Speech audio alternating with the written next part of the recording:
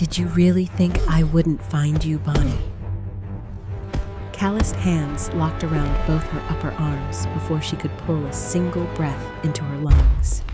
Vincent's grip was iron, his fingers pressing hard through the fabric of her uniform. And the only sound that broke the cathedral silence of the mansion's grand living room was her own sharp intake of breath, swallowed immediately because she already knew no one was coming.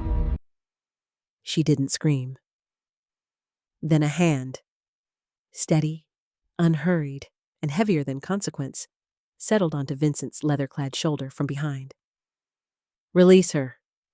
2 words, no raised voice, no drawn weapon, just the quiet, absolute certainty of a man who had never once needed to repeat himself. Vincent turned, and the last mistake he would ever make in this house was the smirk that followed. We'll rewind to earlier that same Tuesday morning, and Bonnie Valle was invisible, which was exactly the way she needed it. She moved through the sprawling estate of Maid the way water moves through a closed fist, silent, purposeful, leaving no trace. Her black and white uniform was pressed to a knife's edge every morning at 5:30. Her dark hair was pulled into a tight, flawless bun by 5:45. By 6, she was already 3 rooms deep into the East Wing, working with the quiet efficiency of someone who understood that perfection was the price of safety. Maid's mansion demanded perfection. She was grateful for that. The estate sat behind 2 reinforced gates and a tree line thick enough to swallow the noise of the city whole. From the outside, it was the property of a reclusive tech billionaire, the kind of man who gave no interviews, attended no galas, and whose name appeared only in financial filings and hushed conversations in the right rooms. Bonnie had no interest in who he was behind closed doors. She asked no questions. She polished the glass, she pressed the linen, and she survived another day. But surviving had made her cautious in ways that couldn't be trained away. She checked the perimeter windows twice every morning, not to admire the grounds, but to memorize what belonged there. She cataloged every delivery truck by schedule and driver. She knew which floorboard outside the study groaned under pressure and which corridor cameras had a 4-second delay. She had not built these habits here. She had brought them with her, the way survivors carry their scars, buried deep, but never truly gone. May noticed. He noticed everything, but he said nothing, and his silence felt to Bonnie like the closest thing to mercy she had ever been offered. It was on that same gray Tuesday morning, while she was lifting fresh linen from the service corridor, that she saw it. Parked beyond the lower gate, half obscured by the shadow of an oak she had memorized weeks ago. A beat-up brown truck with a cracked left indicator light. She knew that truck the way she knew the shape of old bruises. The clean linen fell from her hands. Vincent had found her. Subscribe to see how this unfolds, and comment where you're watching from. I will love to say hello to you, just to know how far our story is going. The mansion breathed differently at dawn. Most people never noticed it. The way a house that large seemed to exhale in the early hours, the heating system clicking to life in the walls, the light shifting from deep blue to pale gold through the East Wing windows. But Bonnie noticed. She had made it her business to. By 6:15, she was on her knees in the main hallway, working a soft cloth in slow, deliberate circles across already immaculate marble. Not because it needed it, because the motion steadied her. Because routine was the architecture of a life that didn't collapse. She had been here 4 months, and in that time, Maid had operated around her with a consistency that bordered on clockwork, precise instructions delivered in unhurried sentences, and then the freedom to execute them alone. He did not check her work. He did not hover. He did not find reasons to be in the same room. For a woman who had spent 3 years learning to read the temperature of a man's footsteps on a staircase, the absence of that particular threat felt extraordinary. She hadn't trusted it at first. She had waited those first few weeks for the mood to shift.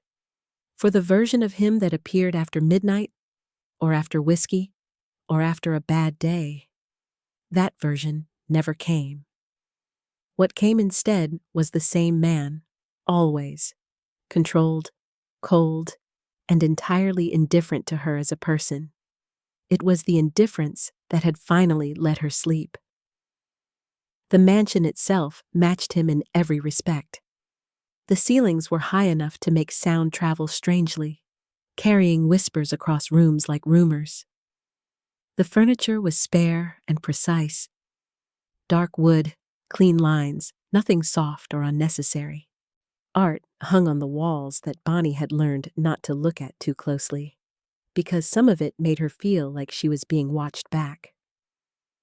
The study, where May worked through most mornings, had a door so solid that the room behind it might as well not exist when it was closed.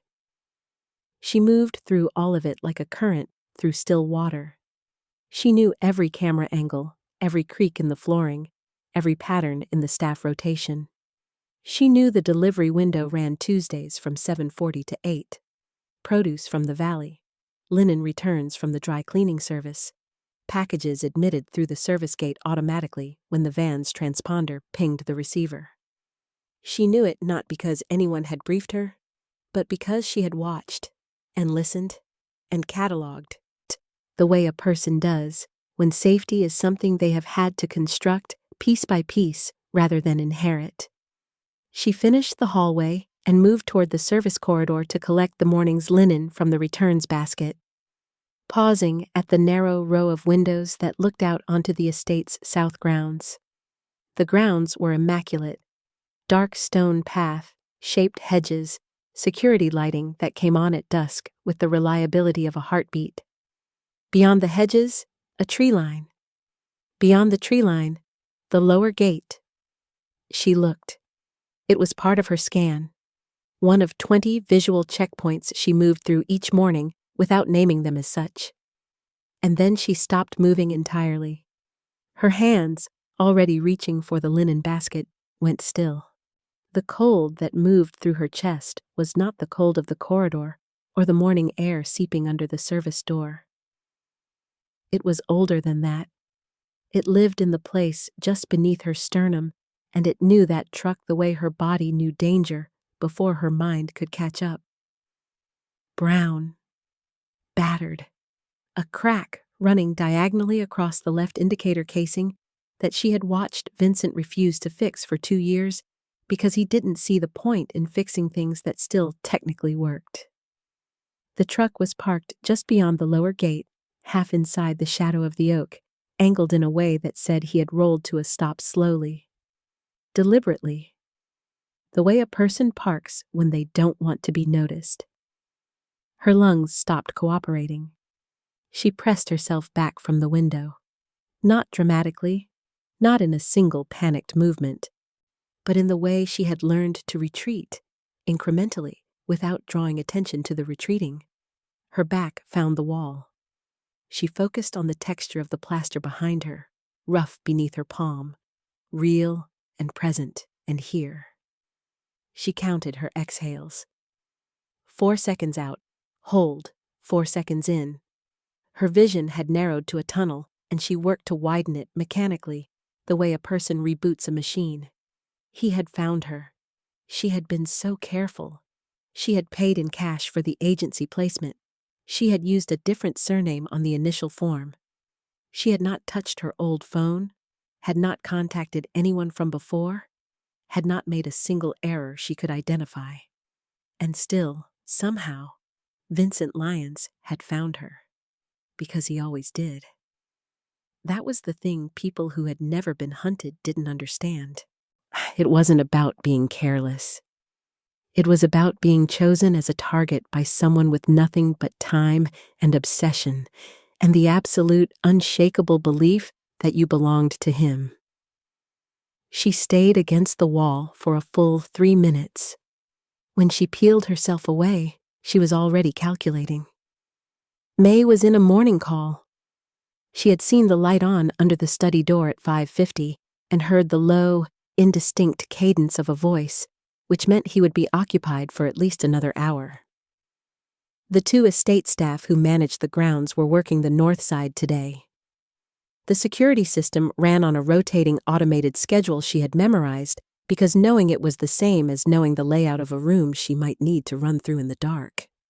She told herself she would tell May when the call ended. She told herself that twice, walking back toward the kitchen, and believed it less each time. What would she say? That a truck was parked outside? That she recognized it? That her past, which she had never disclosed to her employer, had apparently followed her behind his gates? She would tell him. She would. But first, she needed to be somewhere that had more than one exit. She never got the chance. The gate opened automatically when the recognized van's transponder pinged the receiver. No guard needed. No manual verification. Just the system doing what it was designed to do, because it had been designed before anyone considered that a person could follow a known route closely enough and patiently enough to slip through the gap it created. She was in the grand living room when she heard the service door. Not the knock of a delivery. She knew that sound, too. This was the sound of a door that someone had caught before it fully latched and eased back open from the inside. Slow. Practiced. The sound of someone who had taken their time learning the rhythm of a place and was now using it against her. She turned from the window she had been watching, north grounds, still clear, and she already knew. The body knows before the eyes confirm it. Her hands went cold. She turned, and Vincent Lyons was standing in the entrance to the living room, filling the doorframe the way he always had, like he was designed to block the light. He looked the same. That was the thing about men like Vincent. They didn't deteriorate the way you hoped they would. The thick beard, the heavy jaw, the worn brown leather jacket over a dark shirt. He looked like a man who had driven through the night on bad coffee and certainty, which was probably exactly what he had done. His eyes found her immediately, and the satisfaction that crossed his face when they did was the worst part. That particular expression, like a door being closed on the inside. "There you are," he said. She didn't answer. She was already measuring the distance to the corridor behind her, calculating whether the angle gave her enough time. It didn't. He was already moving. "Do you have any idea?" he said, his voice dropping as he crossed the room. "How long I have been looking for you?" She stepped back. Her heel caught the edge of the area rug, and she corrected it without looking down, keeping her eyes on his hands, because his hands were always what mattered. "Vincent, don't!" His jaw tightened. "Don't say my name like I'm the problem. You left. You just left. Like I was nothing. Like we were nothing. And now you're here playing house in some rich man's mansion." He gestured at the room, at the high ceilings and the perfect furniture and the cold, ordered elegance of everything around them, with an expression that was half contempt and half fury. "You think this is going to protect you? I need you to leave." Her voice was quiet. She had trained it to be quiet. Raising her voice around Vincent had never helped. "You're not listening to me."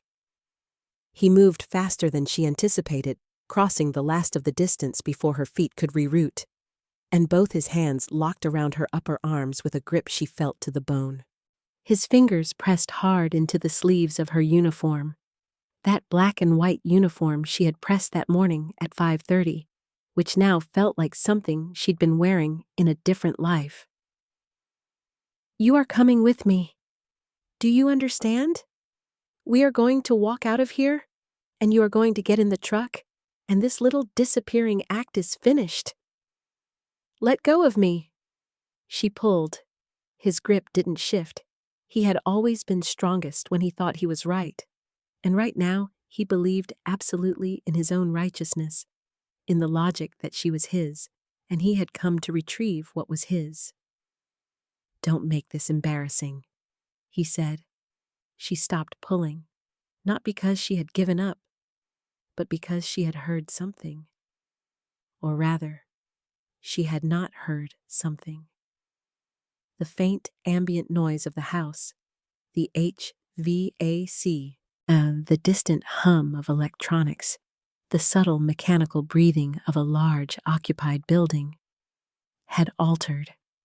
Something had gone still, in the particular way things go still when a presence enters a space and absorbs the air around it. She felt it before she saw it. She watched Vincent's face for the cue, and she found it. The slight shift in his eyes, tracking to a point behind his own left shoulder. The momentary uncertainty. Not fear, not yet, just the animal awareness of something at his back. May Kyung stood at the far edge of the living room. He had not made a sound crossing from the study. His dark hair was immaculate. His navy suit sitting on his frame with the precision of something bespoke, the black shirt beneath it buttoned completely. The line of his collar covering everything except the faint edge of dark ink that traced up from his neckline. He was not holding anything. He had not raised his voice. He stood with his hands loosely at his sides, and the expression on his face was the same expression Bonnie had seen when he reviewed financial documents or evaluated a poorly prepared report. Not angry, simply assessing. His eyes moved from Vincent's grip on Bonnie's upper arms up to Vincent's face. He held that look for 2 seconds. Then he walked forward. He didn't stop until he was standing directly behind Vincent, close enough that anyone watching would have assumed they knew each other. And then, with the deliberate, unhurried motion of a man who had done this 1,000 times in rooms exactly like this one, he placed one hand on Vincent's shoulder.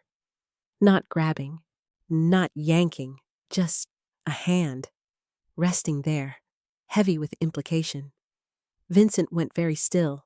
May Kyung's voice, when it came, had the quality of something that didn't need volume to carry weight. "Release her," he said. "Now."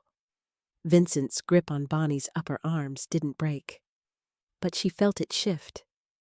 That almost imperceptible loosening that happened when a man's certainty cracked, when the architecture of his confidence encountered something it couldn't immediately measure. She watched his face work through the calculation. The suit, the stillness, the complete absence of alarm in the man behind him. Vincent was trying to determine whether May Kyung was the kind of man whose hand on his shoulder was something he needed to worry about. He looked at the tailored navy fabric. He looked at the clean hands, the calm face, the total lack of urgency in every line of May's posture. He made his decision. Bonnie watched him make it, and she closed her eyes for just 1 second. Because she already knew what came next. If you're already obsessed with Bonnie and May, subscribe and ring that bell right now, because what's coming next is going to shake everything you think you know about these two. Comment below. Did May protect Bonnie out of strategy, or is there something else building beneath that cold exterior? The next chapter answers everything. Don't sleep on it. See you there. The laugh that came out of Vincent was the kind that men use as weapons. Short, dismissive, designed to diminish. He released Bonnie's upper arms to half turn toward May, his attention shifting now entirely to the man behind him. "You're kidding me," Vincent said. He looked May up and down with the slow, contemptuous sweep of a man who had always used size as his primary argument. The suit, the stillness, the absence of anything that looked, to Vincent's particular understanding of the world, like a threat. "What are you? Her boss? Her boyfriend?" He let the second word curl into something ugly. "Either way, this doesn't concern you. Walk back to whatever room you came from, and we'll pretend this didn't happen." May said nothing. His hand remained on Vincent's shoulder. His expression didn't change by a single degree. That was what pushed Vincent over the edge. Not provocation, not an insult, but the simple, maddening fact of being treated as though he wasn't worth a response. Bonnie recognized the moment it happened. She had seen it before. That particular ignition point. The one that lived just behind his eyes and preceded every time things had gone badly. His jaw set, his neck flushed. He turned to face May with his full body. "I said walk away." His voice had dropped to the register he used when he wanted someone to understand he was serious. "I'm not going to tell you again." May Kyung looked at him the way you look at weather. Observational. Impersonal. Vincent swung. It was not a small swing. The man was built from years of physical work and unchecked aggression, and he put everything behind it. A wide, looping right hook aimed at the side of May's head with enough force behind it to end the conversation definitively. In Vincent's experience, this was how conversations like this one ended. One swing, one impact, one man on the floor, and then everyone understood the order of things. The impact never came. May moved, not backward, not sideways, but into the swing, ducking fractionally beneath the arc of Vincent's fist, with a motion so economical it looked almost like a lean. Vincent's arm carried through empty air, the momentum pulling his body into a rotation he hadn't intended. And in the half-second that his weight was committed forward and his balance had not yet caught up, May's hand moved from his shoulder to his extended wrist. What happened next lasted approximately 4 seconds. Bonnie had stepped back instinctively the moment Vincent released her. She was pressed against the edge of the sofa now, one hand gripping the armrest, watching. Later, she would try to reconstruct it and find that she couldn't assemble the sequence with any precision. It moved too fast and too quietly for the mind to fully process in real time. There was Vincent's arm, fully extended. There was May's grip. Both hands now, one at the wrist and one at the elbow. And a rotation that looked almost gentle from a distance, the kind of controlled, specific movement that belonged in a training room somewhere, precise as surgery. And then there was the sound.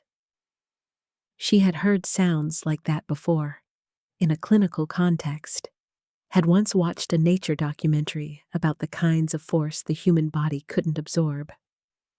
The sound was dense and final in a way that didn't require interpretation.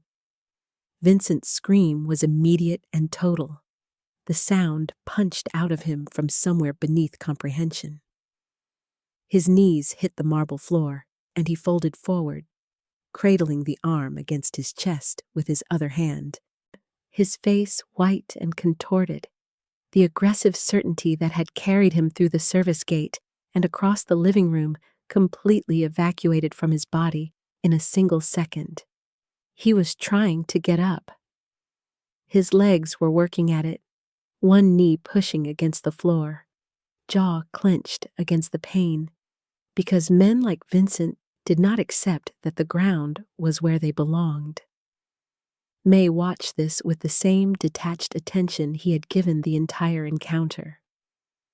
He adjusted his position by 2 steps, unhurried like a man repositioning in a slow conversation. And when Vincent's leg straightened in the attempt to rise, May applied his heel with precise and deliberate pressure to the side of Vincent's knee. Not a stomp. Not a loss of control. The kind of force that knew exactly how much was required and used only that. The second sound was lower than the first.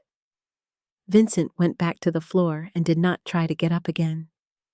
He lay on his side on the marble, breathing in ragged, shallow pulls, his beard pressed against the cold stone, his leather jacket bunched up around his shoulders. He was conscious. He was aware of exactly where he was and what had happened to him. His eyes were open, staring at the middle distance with the particular expression of a person whose entire model of the world has just been revised without their consent. May straightened his cuffs. He did it with the same attention he gave everything. A small, precise adjustment, left and then right, as if the preceding 30 seconds had been a minor administrative task now completed. He looked down at Vincent once, not with satisfaction, not with anger. With the same impassive efficiency he brought to everything that required resolution. Then he raised his eyes to the far corner of the room and said quietly, a single word in Korean. 3 men appeared from the corridor entrance. Bonnie had not heard them arrive. She did not know where they had come from or how long they had been there, and the realization that May's world had edges and personnel she had not fully mapped sent a cold current through her that was entirely separate from the fear she'd felt 60 seconds ago. This was a different kind of cold, more complex. These men wore dark clothing and moved with the contained efficiency of people who operated in the margins of situations like this one and understood their role without being briefed. May spoke to them in measured Korean. One of them produced a phone. Another positioned himself near Vincent without touching him, close enough to prevent movement, far enough to maintain the aesthetic of the room. The third stood near the service corridor entrance, hands loose at his sides. Vincent made a sound from the floor. Not words, exactly, an attempt at them. May looked down at him again. An ambulance is being called, he said in English, as if translating a courtesy. You entered this property without authorization. You will be treated for injuries sustained during the incident. The paramedics have been informed it was a trespassing accident. He paused. I would encourage you to agree with that account. Vincent said nothing. His eyes moved once to Bonnie, not with anger, not with possession, but with something she had never seen on his face before, which was a fundamental uncertainty about his own position in the world. It lasted only a moment. Then he looked away. The ambulance was quiet when it came. No lights through the front windows, no radio noise carrying through the walls. The kind of response that had been managed at the point of contact. The information shaped before it could arrive out of context. May's men guided the paramedics in through the service entrance and out the same way, and in between, Vincent Lyons was lifted from the marble floor of the grand living room and removed from the house as efficiently as a piece of furniture that had never belonged there. The room settled. Bonnie was still standing at the edge of the sofa. She realized she had been gripping the armrest hard enough that her fingers ached, and she released it slowly and straightened her back and looked at the space where Vincent had been. The marble floor was unmarked. The room looked exactly as it had at 6:15 that morning when she had moved through it with a cloth and a checklist. She heard the door to the service corridor close. She sat down on the sofa because her legs made the decision before she did. She pressed both hands flat against her knees and looked at the floor and breathed. In 4, hold, out 4. The method that had carried her through worse rooms than this one. She was not crying. She noticed this with something close to detachment. Her body, which had been trained through long practice to suppress its reactions in front of other people, was doing what it always did. Holding. She didn't hear May approach. He moved the way the house moved at dawn, without announcement. She became aware of him when he sat down, not beside her, But in the chair adjacent, the dark armchair positioned at an angle to the sofa that gave them both a clear line to the room's entrance. He sat the way he did everything, with the full, deliberate weight of someone who chose their positions carefully. He didn't speak immediately. He set his hands on the armrests and looked at the middle of the room, and the silence between them was not the silence of discomfort. It was the silence of two people who had been in the same storm and were now on the same dry ground and didn't yet need to name what had happened. Then he said, "You didn't scream." Bonnie looked up. He was watching the room, not her. "When he came in," May said, "when he grabbed you, you didn't scream. You didn't bargain. You didn't freeze." He paused. "You measured the distances." She didn't answer because there wasn't an answer to give. It was accurate. "How long has he been looking for you?" "I don't know exactly," she said. "Long enough." May nodded once, as if this confirmed something he had already calculated. "He came through the delivery window, Tuesday schedule. He must have followed the route and mapped the timing." He said it without accusation, as a structural observation. "The system will be updated." She waited for the rest of it, the part where he told her that she had brought a liability to his property, that her presence created complications he hadn't contracted for, that her employment, which had always been conditional in the way all employment was conditional, was no longer viable given the current circumstances. She had been building herself toward this conversation for 4 months without knowing it. The quiet, preemptive grief of a person who knows that every safe place eventually closes. "You have been hiding," May said, "inside this house, correctly, effectively, but hiding still." He turned his head and looked at her for the first time since he had sat down, directly, the way he looked at things he was in the process of deciding. "I am not asking you to explain the history. I don't require it. What I require is people around me who are precise, who are calm under pressure, and who do not operate from panic." He held her gaze. "You are those things. The uniform—" He looked at the black and white fabric, the apron still tied, the sleeve that Vincent's grip had pulled slightly off shoulder. "No longer reflects what I'm offering you." Bonnie said, "What are you offering me?" "A different position." He said it the way he said everything, without softening, without ornamentation. "My organization moves sensitive internal information across a number of channels. The management of that information requires someone with discretion, composure, and the ability to remain unnoticed in rooms where being unnoticed is an advantage." He paused. "You have been doing this your entire life. The difference is that now you would be doing it deliberately and you would be compensated accordingly." The room was very quiet. Bonnie looked at the chair where May sat. The way he occupied it, the complete absence of anything approximate or uncertain in his posture. She thought about the morning schedule, the linen basket she had never reached, the window check she had run every morning for 4 months, like a ritual, like a prayer to a God she wasn't sure was listening. She thought about the way Vincent's face had looked when he understood that the floor was where he was going to stay. "I'll need to know more about what the position involves," she said.